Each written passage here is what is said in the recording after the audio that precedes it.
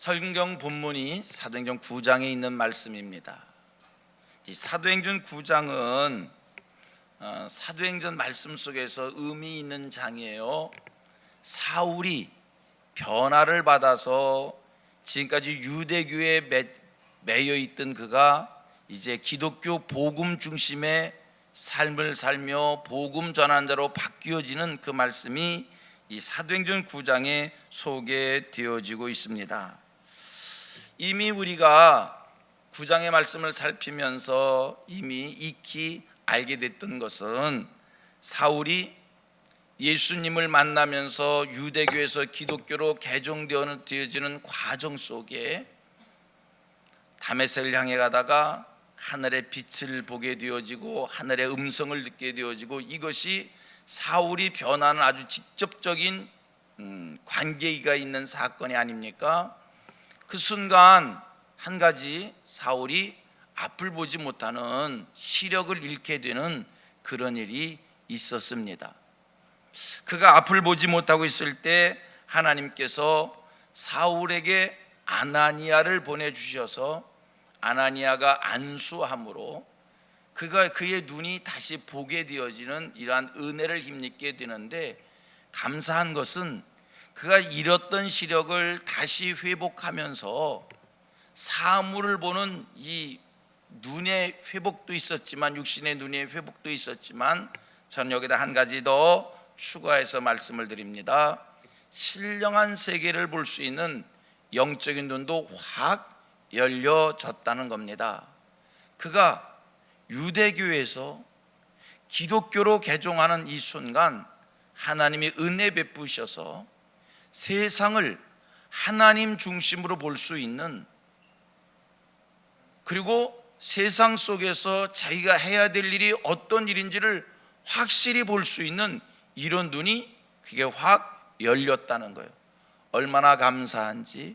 소원하기는 우리 성민교회 모든 성도님들도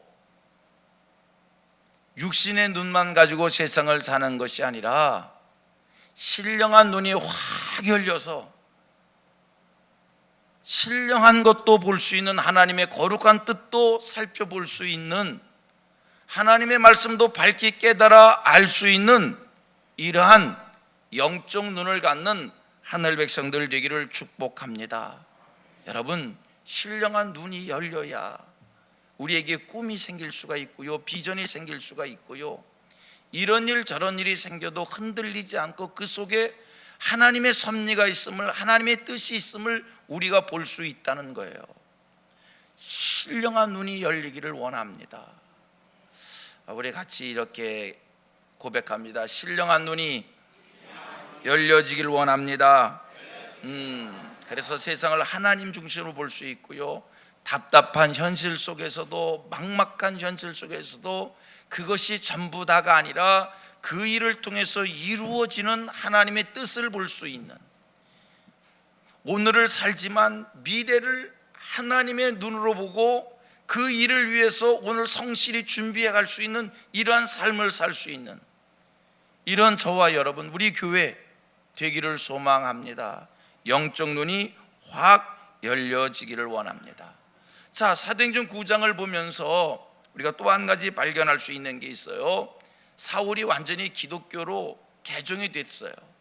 그래서 다메섹 사건 이후에 아나니아 때 안수받고, 그 다음에 사울은 자기의 입을 열어서 복음을 전하는 일에 유대인들이 모여있는 회당이라는 장소에 찾아가서 예수는 하나님의 아들이시라는 것을 생명을 내놓고 그들 앞에 증거하고 완전히 변화되어진 사람입니다.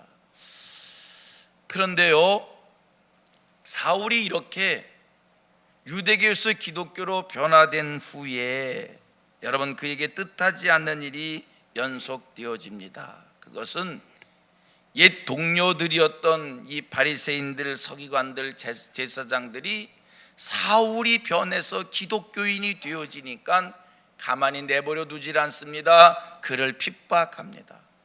사울이 전에 자기가 기독교인들을 핍박했던 것처럼 그런 핍박을 받기를 시작합니다. 그러면서 동시에 기독교의 사람들이 예수를 따르던 사람들이 역시 사울을 받아주지 않아요. 완전히 사울은 유대교 쪽에도 설 수도 없고 기독교 쪽으로도 설 수도 없고, 완전히 사울은 이쪽 저쪽에서 다 내버림을 당한, 어떻게 보면 참 외롭고 고독한 그러한 존재가 되었다는 것입니다. 사울을 누구도 인정하지 않는 그러한 형편에 처해 있다는 겁니다. 우린 여기서 귀한 것 한 가지 발견할 수 있습니다. 깨달을 수 있습니다. 여러분, 우리가 세상을 사는 과정 속에 어떤 때는 사람들이 내 진심을, 내 본의를 알아주지 않고 받아주지 않고 믿어주지 않아서 참 외로울 때가 있습니다. 좀 사울과 같은 거예요. 사울이 변했는데 사울을 받아주는 사람들이 없는 거예요. 유대교는 유대교대로 핍박하고, 예수의 사람들은 또 예수에서 저거 무슨 술수가 있는 것이지, 변한 척하면서 예수 믿는 사람들을 핍박하려고 하는 것이지, 이렇게 다 경계의 대상이 되어진 거예요.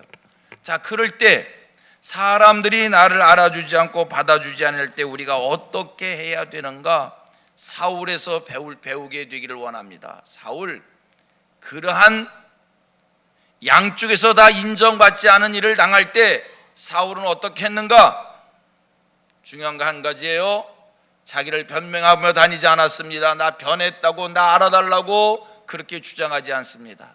그냥 묵묵히 자기가 해야 될 일을 계속 했다는 거예요. 자기가 깨달은 바대로, 자기의 하나님이 주신 은혜대로 자기의 삶을 묵묵히 진행해 갔다는 거예요.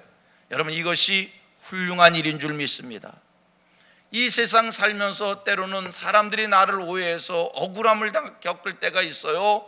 사람들로부터 경계의 대상이 될 때가 있어요. 그러면 우리가 막 팔짝팔짝 뛸 것 같고요, 막 목소리 높여야 될 것 같고요, 막 그렇지만 같이 성경에서 사울에게서 배울 수 있게 되기를 바랍니다. 그런 일이 있건 없건 묵묵히 자기가 해야 할 일을 하나씩 해 나갈 때, 여러분, 우리에겐 누가 계시냐면요, 하나님이 계십니다. 하나님께서 하나님의 사람들을 도와주십니다. 이런 사울을 위해서 하나님이 바나바를 보내주셔서 바나바로 하여금 사울이 변한 것을 증명케 하여 사울이 복음의 사람들과 사도들과 손을 잡을 수 있는 기회를 하나님이 주셨다는 거예요. 26절 27절 말씀을 보면 하나님이 이러한 사울에게 바나바를 보내주셨어요. 성도님들, 우리는 이 땅을 하나님의 도움을 받으며 사는 사람들입니다. 아멘. 우리는 이 땅을 하나님의 도움 속에, 하나님의 은혜 속에, 하나님의 함께하심 속에 사는 인생들입니다. 하나님께서 하나님의 사람 된 나를 도와주셔서 내가 그저 하나님 앞에서 옳은 대로 하나님이 맡겨주신 사명대로 신실하게 진실하게 충성되게 내 삶을 살아갈 때 하나님께서 그때마다 필요한 사람들을 보내주시고 도와주셔서 우리의 길을 형통케 해 주실 줄로 믿습니다. 중요한 것이 있습니다. 어떤 일이 있어도, 내 삶에 어떤 변화가 있어도, 어떤 어려움이 있어도 하나님 앞에서 옳은 대로 살아가십시오. 하나님 앞에서 마음 먹은 대로 살아가십시오. 흔들리지 마십시오. 우리에게는 누가 계셔요? 하나님이 계셔서 사울, 누구도 환영하지 않았지만 하나님께서 사울에게 바나바를 보내주시어서 사울은 바나바의 도움을 받아 만나야 될 사람을 만나고 사도들을 만나서 그의 앞길이 또 복음의 길로 인도된 것을 보게 되어집니다. 자, 우리 같이 고백합니다. 말씀대로 믿고 말씀대로 살아 말씀대로 축복받자. 아멘입니다. 아멘입니다. 우리에겐 누가 계셔요? 하나님이 계셔요. 여러분, 흔들리지 마세요. 외롭고 고달프고 억울한 일이 찾아왔을 때 흔들리지 마세요. 나에게는 하나님이 계시다. 나는 하나님의 은혜를 입은 자이다. 나는 하나님의 도움을 받은 자이다. 그리고 하나님 앞에서 신실하게 성도다운 삶을 믿음으로 살아갈 때 하나님께서 하나님의 방법으로 우리의 앞길을 형통케 해 주실 줄 믿습니다. 아멘. 이제 제가 기도하고 성찬이식을 거행하도록 하겠습니다. 하나님, 전한 말씀 심령에 새겨지게 하여 주시옵소서. 이 땅을 살아가면서 여러 가지 삶의 과정과 또 형편이 있다 할지라도 묵묵히 신실하게 진실하게 성도다운 삶을 흔들림 없이 살게 해 주셔서 그때그때마다 하나님의 도움으로 하나님의 은혜로 우리의 길이 형통해지는 이 경험을 할 수 있게 해 주옵소서. 나에게는 하나님이 계시고 나를 도우신 이가 하나님이시다는 것을 확실히 믿을 수 있는 저희들 되게 해 주옵소서. 이제 저희들 또 주님이 제정해 주신 성찬 예식을 거행하려고 합니다. 이 예식 속에 성령 하나님이 임재하시어서 하나님이 기뻐하시는 또 우리에게 은혜가 되는 성찬 예식이 되도록 축복해 주옵소서. 예수님의 이름으로 기도드리옵나이다. 아멘. 하나님의 말씀 마태복음 26장 26절 이하 28절입니다. 그들이 먹을 때에 예수께서 떡을 가지사 축복하시고 떼어 제자들에게 주시며 이르시되 받아서 먹으라, 이것은 내 몸이니라 하시고 또 잔을 가지사 감사기도 하시고 그들에게 주시며 이르시되 너희가 다 이것을 마시라, 이것은 죄 사함을 얻게 하려고 많은 사람을 위하여 흘리는 바 나의 피 곧 언약의 피니라. 아멘. 우리 기독교 예전 가운데 아주 중요한 예전, 빼놓을 수 없는 예전, 거룩한 예전, 우리 성도들이 가장 귀히 여기고 아껴야 될 예전 두 가지를 얘기하라면 세례 예식과 성찬 예식일 겁니다. 성찬 예식은 얼마나 중요한 예식이냐면 반드시 세례를 받은 사람만이 성찬에 참여케 하는, 우리 이렇게 구별시킨 예식입니다. 왜냐하면 성찬에서 받아 마시는 떡과 잔은 그냥 단순한 떡과 잔이 아니라 이것은 우리는 그렇게 고백을 합니다. 이렇게 고백합니다.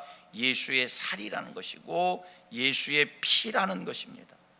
우리가 이 떡과 잔을 받을 때 성령 하나님이 임재하여 주셔서 우리로 하여금 이것이 예수의 살과 예수의 피로 확실히 믿어지게 하고, 분명한 것은 우리가 떡을 먹습니다, 잔을 마십니다. 그러나 이 순간 성령님이 믿음을 주셔서 내가 먹는 것은 떡이 아니고 내가 먹는 것은 잔이 아니라 예수의 살이다, 예수의 피다, 이것이 믿어진다는 거예요. 이것이 믿어진다는 거예요. 예수님은 2000년의 십자가에서 돌아가셨지만 성령이 오늘 역사하셔서 2000년에 돌아가신 그 예수의 살과 피가 지금 내 몸속에 섞여진다라고 하는 이 믿음이 생긴다는 거예요. 얼마나 거룩한, 얼마나 영적 의미가 있는 예식인지 모릅니다. 이 예식을 오늘 우리가 행하게 될 겁니다.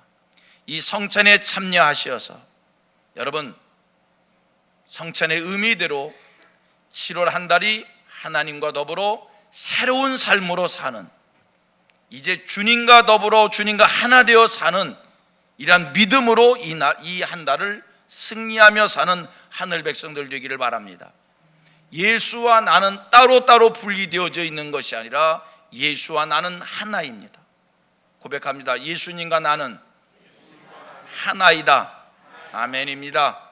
내 안에 예수가 예수님이 계시고 내 안에 예수님이 계시고 내가 주 안에 있음이 오늘 이 시간 이 성찬의 예식에 참여하는 여러분들에게 확실히 믿어지셔서 여러분 위롭지 않기를 바랍니다. 고독하지 않기를 바랍니다. 약해지지 않기를 바랍니다.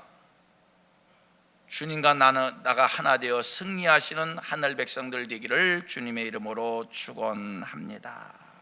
하나님, 떡과 잔을 받겠습니다.